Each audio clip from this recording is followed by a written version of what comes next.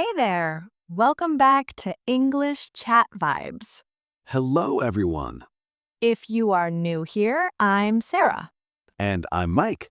We make fun, easy conversations to help you learn and practice real, everyday English. Today we're talking about something super useful. Have you ever been in a simple situation, like in a cafe or meeting a neighbor, and you just freeze? You know some words, but the right sentence doesn't come out. Yes, it happens to everyone learning a new language. You think, what do I say now? Exactly. So today we are going to fix that. We're having a chill chat packed with the most common, useful phrases for daily life. That's right. We'll talk about greetings, asking for things, making small talk, all the basics, and we'll practice them together in a natural way. So get comfortable and let's jump into a conversation full of essential English phrases. Ready, Mike? Ready, Sarah. Let's do it. Okay, let's start at the very beginning of the day. Mike, how are you doing today? I'm doing pretty good. I had a nice, slow morning.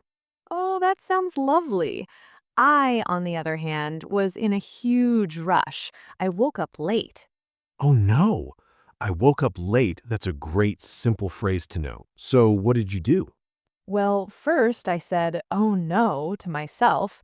Then I had to get ready very quickly. I took a quick shower, got dressed, and ran out the door. I got dressed. Another perfect daily phrase. So, you didn't have breakfast? No time. So my first stop was a coffee shop. I walked in, and the barista, the coffee maker, said, "Good morning. What can I get for you?" A classic greeting and question. So, what did you say? I said, "Good morning. Can I have a large coffee, please, with milk?" Can I have is maybe the most useful phrase ever. It really is. You can use it anywhere. Can I have the menu? Can I have some water? It's polite and clear. Exactly.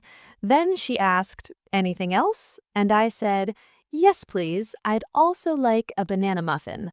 "I'd like" is another great one, very polite. So, you got your coffee and muffin. Did you eat at the cafe? No, I was late. I said, "Thank you so much." And then, "Actually, can I get this to go, please?" Important words. It means you want to take it with you, not eat there. The opposite is for here or to stay. Right. So, with my coffee in hand, I walked to the park. I needed a quiet moment before work. Good idea. The park is nice in the morning. So you're in the park and you see a neighbor, someone you know a little. What do you say? Well, I see Mr. Jenkins. He's walking his dog. I smile and say, "Hi there, how are you?" Simple and friendly. Hi there is a nice casual hello. He says, "I'm good, thanks. Beautiful morning, isn't it?" That's a common way to make small talk. Talk about the weather. It is, and you can agree easily. You can say, yes, it really is, or it's lovely. I said, "Yes, it really is." Then I looked at his dog and said, "Your dog is so cute. What's his name?" Asking about a pet is always good small talk. That's true. People love to talk about their pets. So you had a little chat, then what? Then I said, "Well, I should get going. Have a great day." That's a perfect phrase to end a short, friendly chat. I should get going means I need to leave now. It's very natural. And have a great day is the best way to say goodbye during the day. Right. So I finally get to work. My colleague, Ben, is at his desk. He looks stressed. Oh dear. So what do you say? I say, "Hey, Ben, how's it going?" "How's it going" is like, "How are you?" but very casual. And what does he say? He says, "Oh, hi, Sarah. Not so good, actually. I'm having a bit of a crazy day." When someone says not so good, it's okay to show you care. You can say something like, oh no, I'm sorry to hear that. It's kind. Yes, that's what I said. I asked if there's anything I can do to help. Offering help is always a good idea. Is there anything I can do to help? Write that one down. It's a wonderful phrase. He said, "Thanks, that's kind of you. "Can you please check this email for me? My English is not perfect." So I said, "Of course, no problem."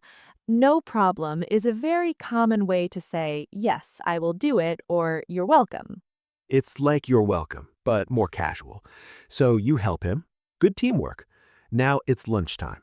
You go to a small restaurant with another friend, Lisa. Yes, we sit down. The server comes and gives us menus. She says, "Hi, my name is Chloe. I'll be your server today. Can I start you off with some drinks?" A typical restaurant question. She wants to know what you want to drink first.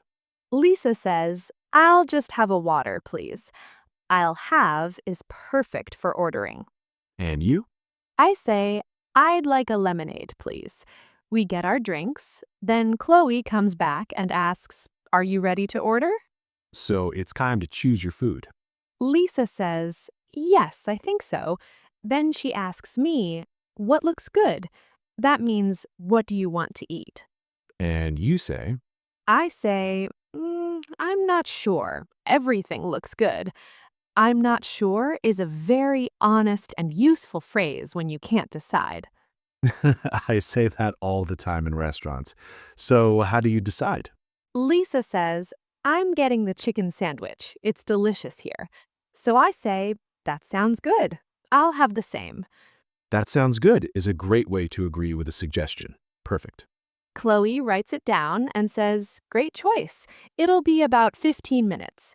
Later, the food comes. She asks, "Can I get you anything else?" We say, "No, we're good for now. Thank you."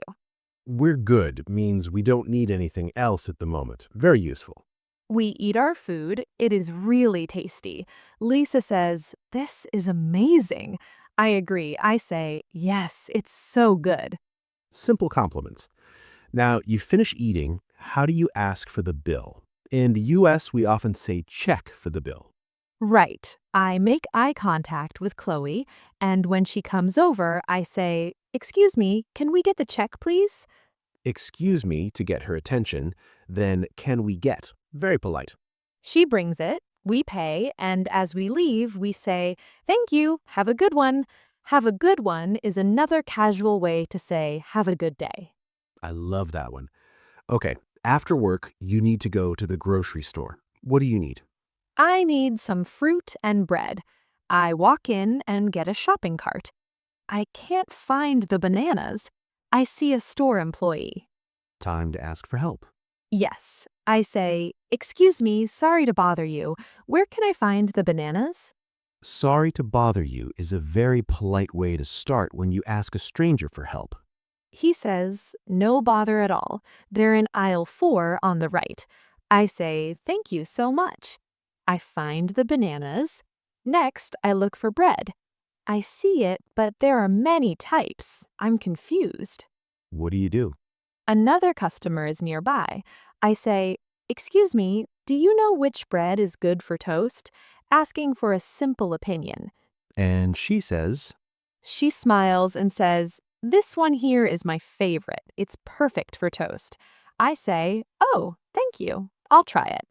I put it in my cart. nice interaction.